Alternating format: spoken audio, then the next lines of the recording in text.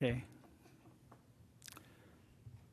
Hello and welcome to the Maplewood Heritage Preservation Commission meeting for September 14th, 2023. Welcome all. First thing is to have a roll call. And first, Laura? Present. Okay. David? Present. John? Here.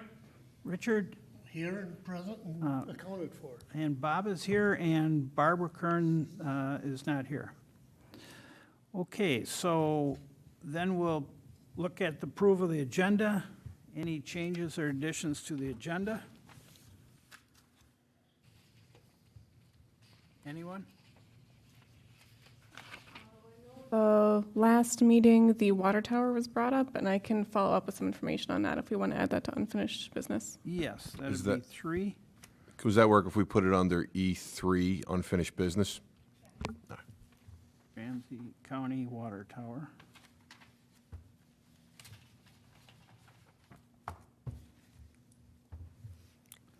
Okay. And David? I should push the button. No, you were I would like to add, give everybody a copy of a page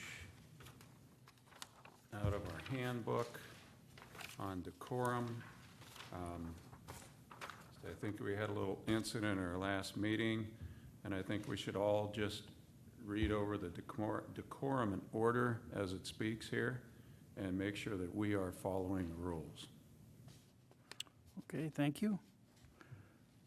All right, anything else? There's a motion to approve the agenda. Is there a motion? I motion. Everyone motions. All right, well, John made a motion. I'll second. Laura, second it. Okay. All in favor, say aye. Aye. Okay, we'll look on to, we'll look on to approve the minutes as prepared. First, I don't know if we adopted the Maplewood or the May minutes. Did we, Joe? Yes, what I would request at that time is we adopt the July 13th minutes, and then we can move on to the amended May 11th minutes. Okay. All right, is there a motion on the minutes for July 13th meeting? I'll motion to approve the July 13th minutes. Okay, is there a second? Second. John seconded. All in favor? Aye. Aye. Opposed? Okay, move on to the May 11th minutes. I'd just like to point out that under the recommendation of Commissioner Carey, we had changed the motion to, if you see there in D2, election of officers, we eliminated the word appoint and amended it to reflect the word elect, both in that motion and then in the following motion, be cardinal motions to strike appoint, insert elect, to reflect. And I'm going to add something to it. The reason I objected to it, when you have two seats, a chair and a vice chair, the chair should have been run first. Whoever didn't make it could have then entered on to the vice chair thing. That's where my main objection was. The rest of it was what have you. That's how I was taught in high school in history class, and we had two history teachers around here. Okay, any other mention or And correction? I'll make the motion to approve the agenda as Okay, is there corrected. a second? All right, John seconds it. All approving the minutes for May 11th as the draft corrects. Signify by Aye. aye. And opposed? Okay, those are approved. And now we'll move on to the new business, review HPC annual report. Joe? Okay, thanks, Chair. Chair and Commission, every year on October 30th, all HPCs have to submit, or all certified local governments have to submit a report to the SHPO. As you see in front of you, we have prepared an annual report.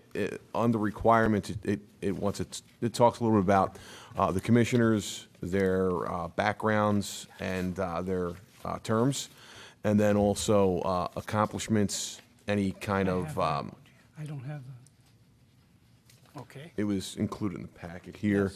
Yes. So I'm assuming everyone has gotten a chance to look at this. 2 amendments that I have to make under training on page 2. Bob, Chairman Cardinal, we were able to get the grant for the commission members to attend the Preserve Minnesota Conference. So Commissioner Koski is going as part of her day job. Commissioner Hughes is going as part of representing us as part of the grant that we've gotten from the state. And now that we've gotten the grant, I feel comfortable. Commissioner Cardinal said he indicated he would like to go too. So that, I'll change it to reflect that. The other thing too, looking through past notes, is the 106 reviews. We actually did do a 106 review on the Purple Line in January. So I'll amend the review or the report to reflect that we did the Purple Line in January. Without, if there are no other discussions or amendments, I would call for a motion to accept and adopt the 2023 annual report. Okay, under new business, the HPC annual report for SHPO for 2023. I do actually have some language updates. You have what? Oh, just some language updates for page 2, the documenting properties project. Okay, Just because it sounds like the Century Homes project, focusing on things that are over 100 years old. It's really just trying to gather all known architectural properties over 45 years of age, because that's what the threshold for NRHP designation. So it includes the Century Homes, the ones that are at least 100, but also now incorporates all of the SHPO inventoried structures in Maplewood. So I've changed to began a project to document all homes that are known to be at least 45 years old. Yes. And I'll strike the at least 100 years old. Yeah. But at least 45. Okay, yeah, so that would be, accurate after that. Laura, anything else? Is that it? Okay, with that change, is there a motion to accept the report for 2023? Motion? Anyone? I'll motion to accept the Okay, document. thank you, David. Is there a second? I'll second. John seconded. All in favor, say aye. Aye. Opposed? Passes. All right, very good, Joe. Number 2, review building permit 2020 White Bear Avenue, Poor Farm Barn. So if we could pull up the slide, there you go, I appreciate that. So we had gotten a request from the contractor who is working on repairs at the Poor Farm Barn, as you see in front of you. The scope of the work, I didn't take a wide shot, which I probably should have. What they're aiming to do, as you could see in the photo there, they want to, on the ground there, it's just a piece of plywood that's covering, I'm assuming, a stairwell. What they want to do is put a new stairwell that goes down, obviously take the plywood out, and put a hatch that essentially is a safer way to access the bottom. So that's the current picture as it is now. That's what they're proposing to do. You can see the stairwell and how the hatch would go up. I'll go back to that one in a second. They're not proposing to change any windows, any brick, any of the current structure right now. It's literally just the hatch that's there. The other piece that they're proposing to do is, you can see there's a railing there that's in disrepair. This is right here. You see the way the hatch is designed, and then that, instead of that railing just being on the one side of the hatch, it'll go all the way around for safety purposes. This is a part of the building that is on the White Bear Avenue side. However, looking at it from the road, you really can't see it. It's tucked behind a, I'm going to call it an alcove. A torrent, if I have that correct. sort of round columns, and it's kind of tucked back. So with that, if anyone has any other input, all of the materials that were submitted by the contractor are in your packet, and I would entertain a motion to proceed on to the next phase of permitting without objection. According Question, to, Richard? excuse me, according to Department of Interior, anytime they do any remodel or what have you, stuff has to be brought up to life standard codes, which would mean sprinklers and ramps and what have you. Okay. So Okay, this- we should get a ruling from our city attorney if we can bypass that Well, ruling. this is exterior, so I don't know if that. Yeah, I believe in this It's on the case. building. So here's just so you're comfortable. This presentation is to notify the commission. It's to see what input the commission has. I'm assured by our city's building department that before they approve the permit, they'll ensure that A, it meets historic needs, and B, it obviously fits city code. Like I said, it's an exterior piece. It looks like it's a safety piece that's badly needed. And if there's anything that our building department flags and needs further conversation from this commission, I'll bring it back. But as of right now, it looks like it's a pretty standard Okay, upgrade. all right, thank you, Joe. Any other questions? I have no questions. I'll just provide information to be on the record for the review of this building permit. So from the National Register perspective, since this barn is National Register listed, the concern that we have on the commission is, does this affect the characteristics that make this eligible for listing in the register? After review of it and the fact that both the existing hatch and the existing rail are already uncharacteristic and they have not made it ineligible to the register, I think the safety upgrades also do not make this ineligible to the register and don't adversely affect the characteristics that make the barn listed. So I would say from that perspective in the National Register listing that I have no, I think this should be able to pass without question from HPC from my perspective. Okay, thank you. Any other comments? As we're thinking about this, Joe, a question. Do you know what's going on in that barn? Are they using it for anything? The barn is being used by, I believe, 4-H Extension. It's also the property itself, the care, so what they're trying to do is separate, because there's a new use for the care center, they're trying to make sure the two properties are separated. They have their own separate systems, they have their own separate parcels, so that's part of what's going on at both of those places. I think this is just a matter of they need to make it a repair for safety issues. So is that barn being used daily? The barn is used for, I believe it's the 4-H Extension Office. Oh, it The is? Ramsey County 4-H Okay. Extension Office. Okay, good. Okay, anything further? Is there a motion to approve the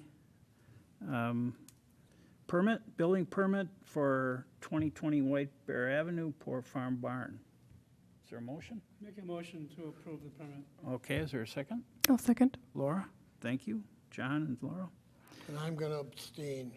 Okay. All in favor, say aye. Aye, opposed? And Richard, you abstain. Okay, thank you. Move on to unfinished business, demo applications, house demolition 3. Josh. As you see in front of, well, it'll be in front of you in a second. Oh, wait, I apologize. We need the overhead back. Thanks. All right. A demo permit for 2027 Hazelwood has come in front of our building department. The demo was granted on, or was issued, I'm sorry, it was issued 8/2/23. I believe the property has been taken off.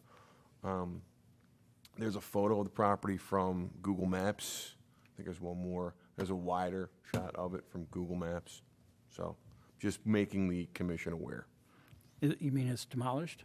I believe it, it said, I have to double check. I didn't drive by the property. Yeah. But the issue or the permit said finished. Okay, It looks like it's down, but did anybody take, I don't know when that house was built?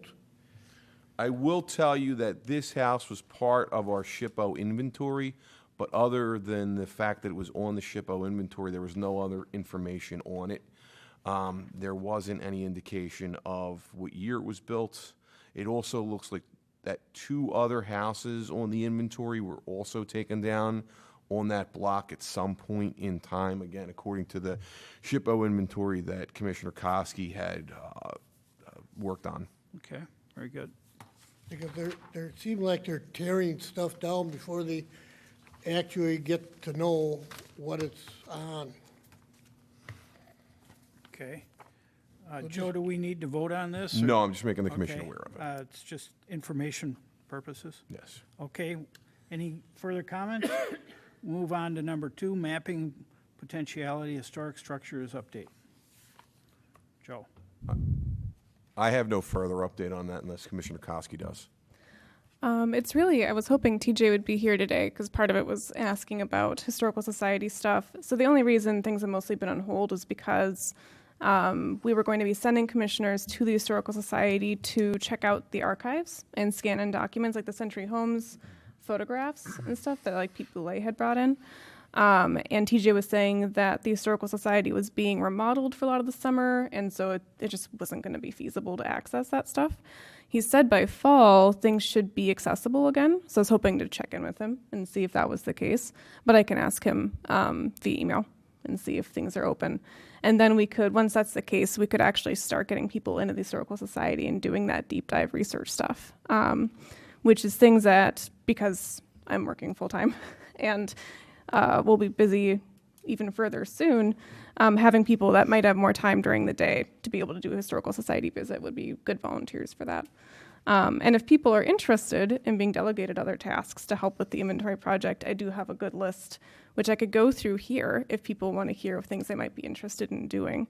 But yeah, I've mostly just been waiting on Historical Society access and then people to be interested in hearing the list and volunteering for different aspects of the project, just to keep it moving. Okay, can we put that on the agenda next month? Yeah, if Good. if that happens. Or could you email us the information and we can, Yeah, I'm concerned because by doing email communication as a whole commission outside of a meeting, it's technically a meeting, I think. So I'd rather be able to go over it with everybody in a meeting setting. So if people are willing to do that now, we can do that now. I know Barbara's not here, but we could fill her in. Because I know communicating with one commissioner versus everybody isn't considered a meeting. And then could we, Laura, could we disseminate that in written form to the whole commission? I think that's a Joe question, if that's allowed outside of meetings. Yes, Make it just as a- long as, I mean, my agenda. understanding of the meeting is as long as no business is taking place, no votes are taking place.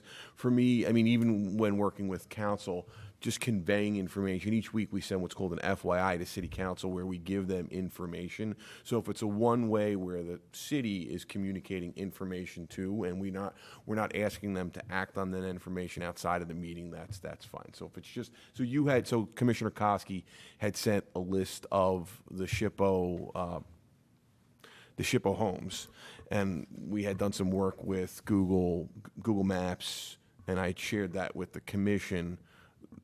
We have a precedent for having done this before. If we're asking people to collaborate or talk, then in that case, that's why when we do the subgroups, it's best to have no more than 2 commission members work at the Maplewood Area Historical Society on these.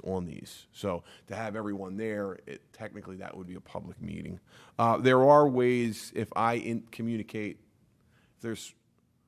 I could individually ask each of you questions individually, but any kind of you couldn't deliberate outside of this commission. Okay, Maybe we could have set up a regular commission meeting to do all this, where everybody's here, and we can hash it out, working okay, meeting. all right. What's the pleasure of the commission? Do you want to take a few minutes and have Laura go through this? John? Sure. Richard? Yeah? It might be reasonable to create kind of like two-person subcommittees that can work on tasks individually without worrying about the do we have to worry about a quorum kind of thing, like via email. So maybe to be able to discuss the stuff outside of meetings, just having groups of like two focusing on different elements of the project. Like he was saying, if you're going to go to the Historical Society or something. But basically, so when it comes to the Historical Society, specifically for those interested in doing deep dives, let's see, there is, according to Bob Jensen, he was talking about previously digitized materials that MAHS has in their system that you can do by searching their database, which I think you can do on site. And so part of it would be going through the digital database, seeing what they have as already digitized, so you're not doing extra effort, collecting that information for specifically the structures that we're looking for, and then going through the physical boxes that have been turned in by previous commission members, things like the Century Homes project. I know there's a whole stack of photographs for the Century Homes, and we could be scanning those in and attaching them in that database for all those houses. So, it's the one I showed you before. You click on something, the photo shows up, the form shows up, everything's there for you. So getting those things actually scanned is just a physical effort that somebody has to do. I might have, John? I think I took those photographs. Yeah, there was the 2017 version, I think you would have done, yeah. Okay. 'Cause I took some photographs, and I took photographs off the internet, Google Earth. So someplace I have a scan disk with all those photographs. Okay. So that would be, because there's a 2002 to 2003 version of the Century Homes survey. I think those are the photographs that Pete Boulay brought into the Historical Society. Afterwards. And then you have the 2017 set, probably. Yeah. So it would be probably the 2002, 2003 stuff that would have to get digitized then, if you're able to find what you had from 2017. Because I know we have a copy of that list that you made. And part of the project also is, I have already put in everything from SHPO into our database, but the Century Homes project, because there are over an additional probably 50 structures that aren't already in the database that were in your Century Homes project, somebody also has to actually get those mapped in. So if somebody's feeling digitally inclined and likes Google Earth, you could basically, it's just going through the list, typing in the address, and making a point for each of the addresses that we don't already have. You're looking at dinosaurs here. Hey, you can use Google Earth. You know how to use Google Maps. You type in an address. If it does with the computers, I'm out. No, I get all stirred up on the computer. I know it was a task Barbara was specifically not interested in. So if nobody's interested in that task, that's okay. It'll just take a while to get done. Take a shot at it. If you want to, yeah. And then, because it can be, I'll write you down for that actually. I can give you the list. And you can look at it and say, yes, this is feasible. No, I don't want to do this. Give it a shot. I've done some of this before. Yeah. Just write that down. I've got a whole pile of that stuff from when the Century Home thing was probably. Some of it's junk, some of it might be worth something, but I would like to get rid of it. I think that's something that we've talked about with Joe about possibly city ownership, because it was an HPC project, so it's technically a city project, so it's city property. So I think you could talk to Joe about where that might have to go in the city archives. But it'd be nice to be able to get copies of it for the Historical Society, since it is a historical project. So if there's a way to collaborate between the city and the Historical Society, that'd be ideal. So that's basically the stuff to do at the Historical Society. I know there's a few boxes that Pete and possibly others have brought in that just have to get kind of sorted through to see what's there, anything that we can use kind of thing. Bob Jensen also gave me a long list of materials that the Historical Society should have.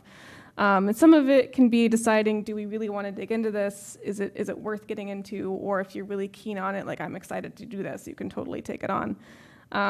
He suggested that the Maple Leaves newsletter included historical sections on a number of Maplewood homes.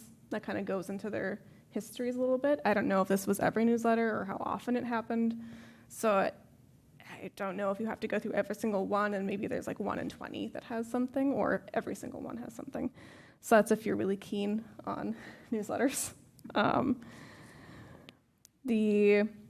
Let's see. Oh, he did say that the database, the archived database that's already digital, is individually listed by street address.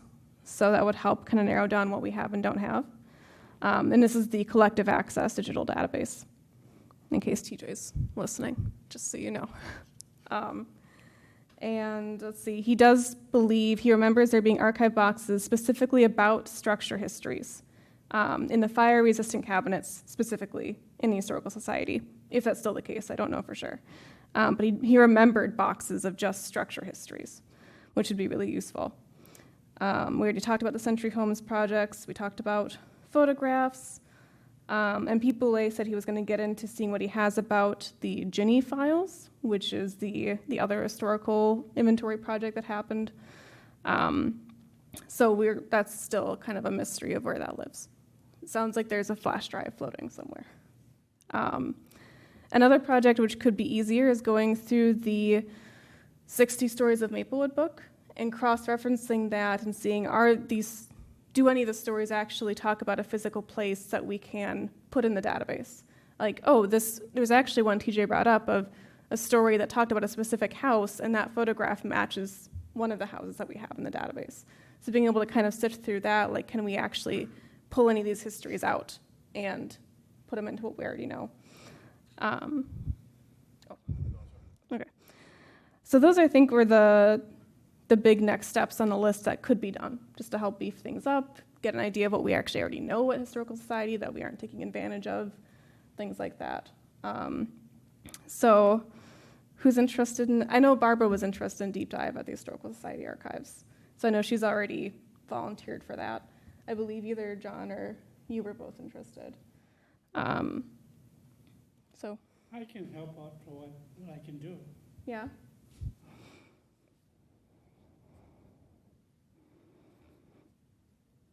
So I have you and Barbara down for MAHS. I just have to follow up with TJ to see, is it a possibility right now, or do we still have to wait for that?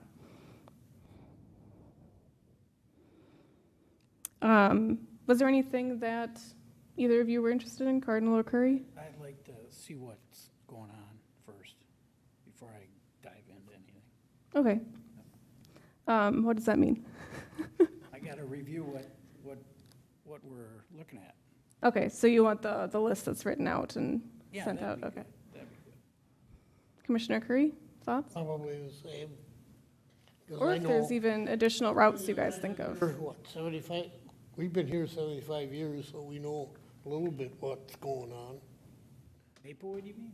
Yeah, Lubin's property was supposed to be turned into a nature or garden. It probably was, right? No, they turned it, from what Anderson told me, he says the city turned it over to the county, and then when they put our storm sewer in, they used part of the property for the storm sewer going through. Okay, But that was done in 1967. okay. Laura, anything else? No, it's pretty much the list of next routes. We have talked about doing a kind of structure survey of driving through during leaf off and taking like updated photographs of locations just to see, like, one, are you still standing? Are you still there? And two, what condition are you in for various structures? That's one option. That takes a lot more organization and intensive level effort. So it's not something I'm going to suggest at the moment, but something to think about if people are interested in that in the future. So there was a book, I'm trying to remember who collected or put that together, Ann Fosberg, I think, of the 100 homes or whatever. Did you ever see a book like that of the photos? Yes, so the Fosberg book has nothing to do with the 100 Century Homes project, actually, interestingly. So that book has one set of properties. Some of those overlap with the properties inventoried at SHPO, and some of those overlap with the Century Homes. but none of the lists totally reflect each other. Oh, So that's where it gets kind of interesting, everyone focused in a different area. okay. And also why the records are all dated to different times and done in different ways and live in different places. Okay. But yeah, I've already gone through and scanned everything in from the Fosberg book, and that's already all in the database, so that's done. Okay. Because Richard? the one that was down on, by, Ann Fosberg, and then, were you thinking of Quick? no, not Quick, Dave Little's. Oh, okay. They had, they kind of divided the society into different groups. If you were in the north, they took care of the north group. If you were in the west, some of us took care of the west group, some of us central, and then some of them way down south. Okay. All right. And then just a reminder of the end goal for this is just one, so we have everything in one place to reference when we need it. Then it goes to the city, so they have everything to reference when they need it, so maybe they can check things before the demo permits go through. So there's that. But also then we can use it as a tool to kind of look at everything, whittle it down for a possible web map that can go on the HPC website. And we can highlight, here are our historic properties of most interest that we think the public would really like to learn about. Then we have all those documents we've collected up and available for them to read about those properties and see like what's in their backyard, what's of interest. Maybe they have something to add, like, oh, actually my house is pretty old. Can you add it to your list or something? So the end goal is just record keeping, but also to continue public education and make things more available to the public. So I that's like that. down the line once we have everything together. Like that end goal, that's good. That's what we're all about. And that's all I have. Thank you. Okay, that's very good. So we'll try and pull this together. All right, that is mapping, and then moving on to 3 Ramsey County Tower. Laura? So I know it was brought up at the last meeting, just a question of what the status was of the water tower, if we looked into it. And I did look into it back in December 2022, and mostly the water tower on its own can't be necessarily saved on its own merit, because researching it, the water tower style is just so extremely common. Because the way you try and, the only really grounds we would have to be able to tell a city this is too important to demolish is if it was National Register eligible. And even then, they don't have to listen to that, but it's a recommendation. And then the SHPO can be more interested. But the fact that there's a really intensive study done on water towers throughout Minnesota and South Dakota. And of this hemispherical style, 60% of them still remain. They were extremely common, especially in cities like Maplewood when the city first started up, pre-World War I, or just the general area. The style was like 1890 to 1940, so broad range, really common, really popular. 60% of them still persist in the state, so it's not a rare type architecturally, it's not a rare type in like a regional significance sense. So the water tower itself does not retain its own significance to be considered eligible for listing. The second step was seeing if demolishing it would adversely affect the eligibility of the Poor Farm Barn for listing in the register. And going through the records, I could find no strong association for the water tower and the barn, where they were standing around the same times, because the barn went up in 1918, the water tower style was patented in 1890 and was used all the way to 1940. It's visible in 1945 aerial imagery, so we know it's up before 1945, but beyond that, we have nothing that connects it to the barn as being significant. So it being demolished would not adversely impact the barn's listing on the register. So that's the results of my deep dive of what we could do about the water tower. Basically, it does not have enough significance at state or national levels for saving it. It could be considered locally significant, but there's not a lot of material to really put behind it to tell the city it can't be demolished for that reason. So. Well, that's very good, thanks. Thanks for sharing that. I think if there's any way we can get just what you said on our website to inform people that there's a possibility that it might go down. Joe, is there any way we could do that? Capture what Laura just indicated? Yes. Because I think that water tower also fed the old nursing home that was there. Okay. And you know, the old one that ran it, they moved that one down to Kennard. My suggestion would be for the water tower, right, is to probably make an amendment to the 60 stories. And we do have, I believe, one of our 60 stories is the Poor Farm Barn. We could make an amendment as of 2023. This is the status of the water tower, if anyone had any questions. Well, I'm thinking if we have a website that we could put that on there. Yeah, that would be, our 60 stories are on our website. The water tower isn't really, from what I could tell, that associated with activity at the barn. So I don't think it relates well enough to the story in the 60 Stories book. Another water tower down on the Gladstone Savannah, and we encapsulated where the well was and where the water tower was too, at that place. Like with a plaque, or what do you mean? Well, instead of, that well is, I think, 70 foot down. They put a sidewalk around where the well was. They wanted to cap the whole thing, but the stonework is still there. They just filled it up with dirt. Yeah, I'm sure the city's going to have to do something like that mitigative-wise. They can't just And leave it there open could well. be, thing is, I haven't seen what's below ground on that water tower. It could have another well Yeah. underneath. I don't think that's within the scope of the HPC, though. I'm sure that's part of their permitting, is they have to figure out what to do with that. But my formal recommendation to the city is, we can't historically give any reason to stop it from being demolished, but we should document it before it is demolished and document the demolishing process. Well, we can create and have it be historically significant to the Maplewood history. I If you can't read find anything about it being that significant. all this stuff, you got the National Registry and you have Maplewood Historic Places. You can go on to Maplewood Historic Places. That cannot preserve something from being demolished, though. The reason I bring up National Register is when something's on the register, then the review has to go through the State Historic Preservation Office, and then there's more meat behind it. But saying it's significant locally, National Wait, Register.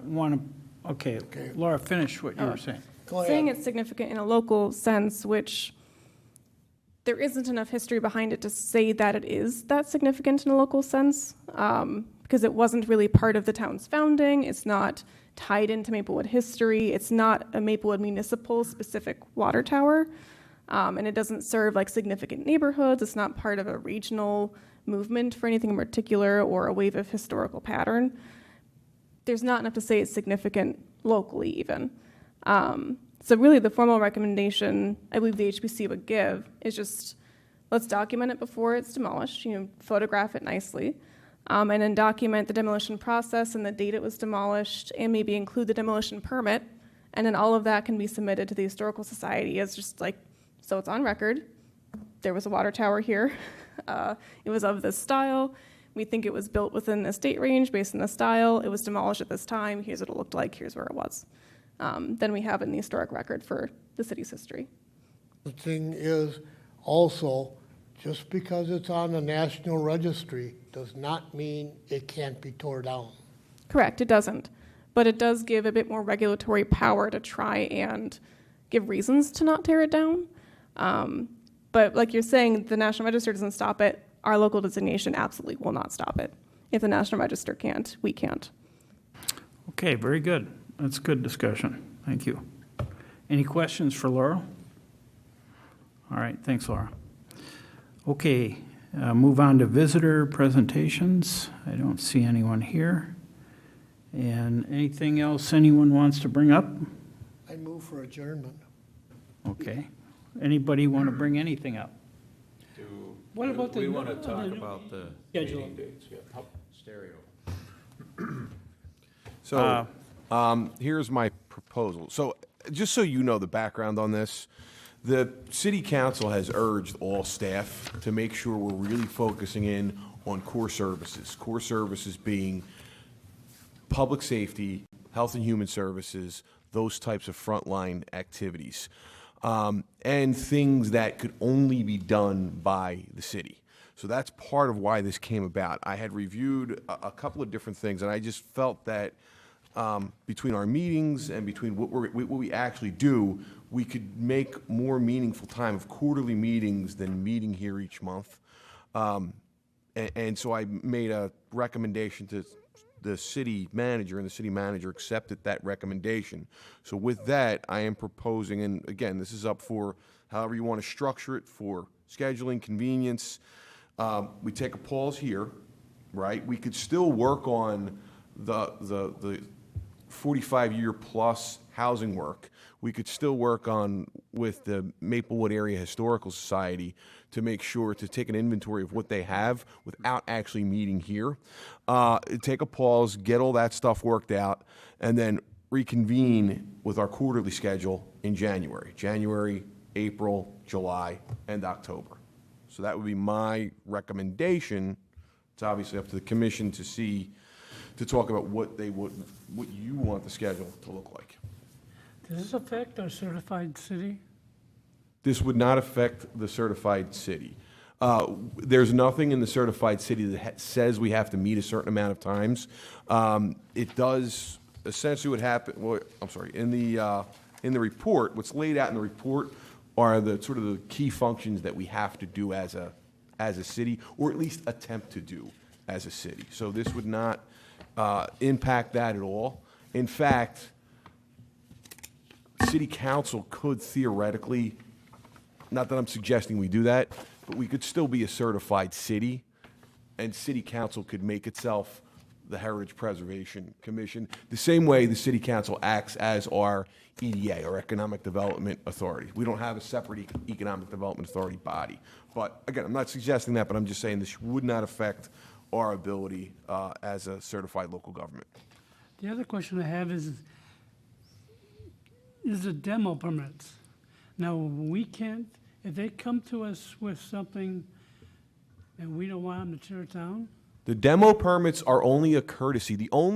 So according to our founding documents, the HPC's founding documents, the only thing that we have authority over, when I say we, I mean the HPC has authority over, are the three structures or the three properties that are historically designated. So that's why the Poor Farm Barn had to come in front of us for review. If anything happens to the Burn Trip Heritage Farm, that would come up for review, or if we were to make any kind of alterations to the Gladstone property, that would come up. The demo permits I share as a courtesy to Commissioner Koski's comments around if we do have a property that does have some level of significance, it's important to document, photo, provide some level, but we don't have an authority just because something is old or just because we think it's popular, we don't have an ability to stop it unless it's unless we pre-designate it. Now, if we pre-designate it,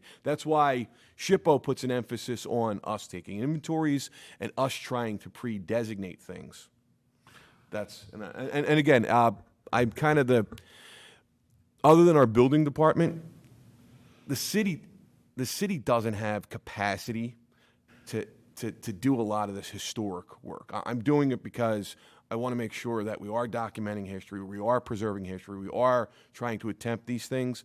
But I would tell you, Commissioner Koski has more institutional knowledge than I ever will. It's her background. The city, normally, as you remember from people who've been on this for a while, it's usually somebody from the building department. However, the building department is so busy with permitting, construction, they just don't have the time or capacity to staff this. So that's where we are. what happens if one of the three properties, like the Poor Farm, wanted to do something?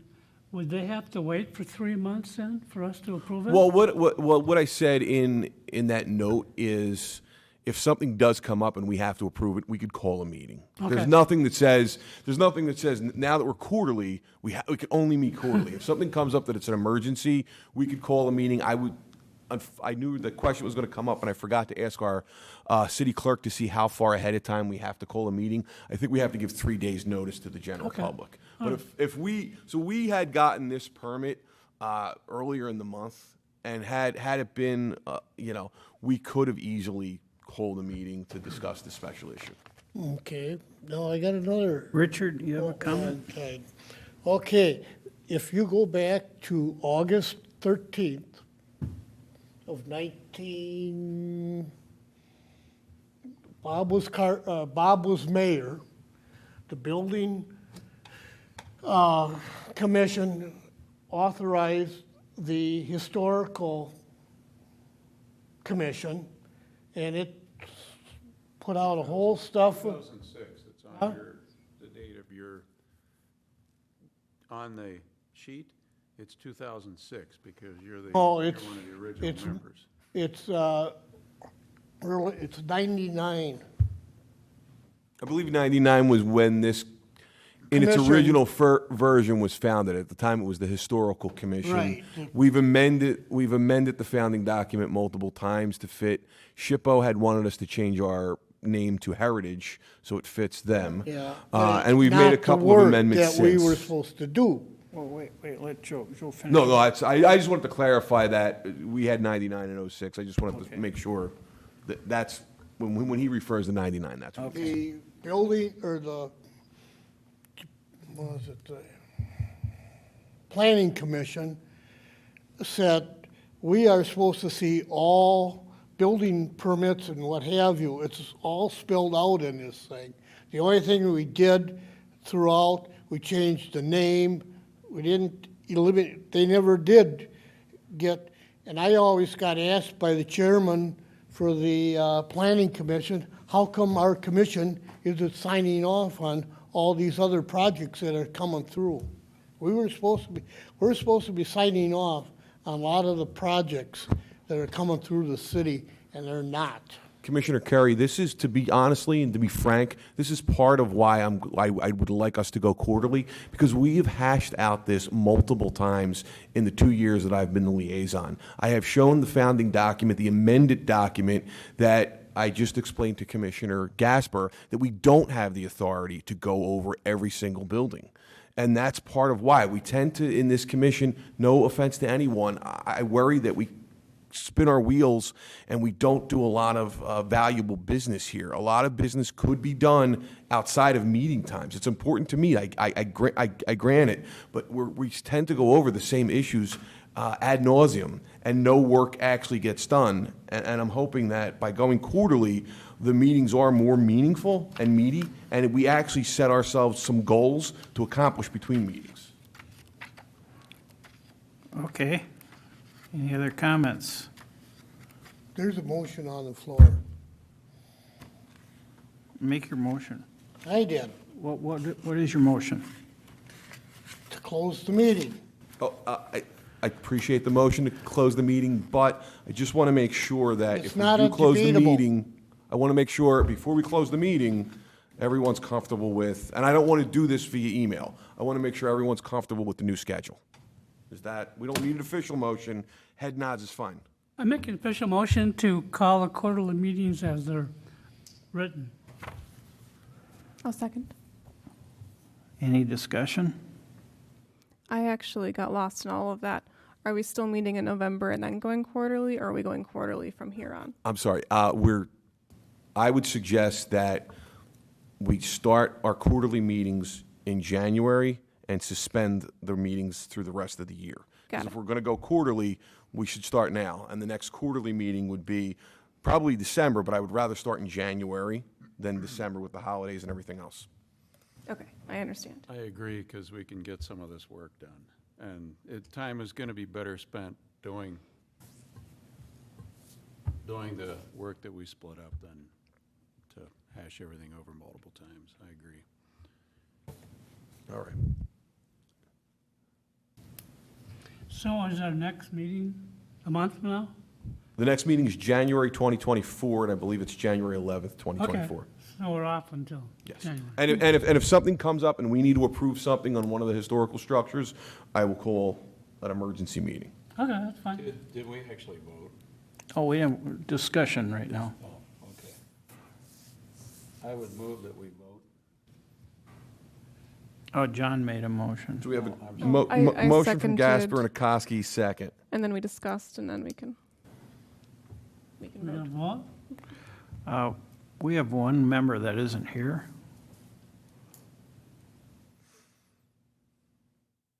We've been voting on everything else without her being present. Yeah, but this is a change. This is a major change for the commission. I would suggest that we vote, and if it's a tie, we call a meeting and where we could figure out, you could figure out what you want to do if it's a tie. Now, the other question I have is, Richard? Well, it wouldn't be is a tie that because gonna there's five. change term limits, or the term? No, it won't affect anything else. It won't affect it won't affect the it won't affect the state status. It won't affect terms, because we'll still be commissioners. You'll still be commissioners. You'll still carry out the terms. It's just a different meeting structure. Will we get paid less? I'm sorry? Will we get paid less? No, you get paid the same. Wow, that's a good deal. What's that song? Nothing from nothing, still nothing. Okay, I'll call the question. There's a motion and a second. All in favor, say aye. Aye. Opposed? Unanimous. Is it? Unanimous. Answer either or. No, that's a unanimous decision. We're all in unison here, all right? Okay. Okay, that's the meeting. Any further business? We're adjourned. Thank you.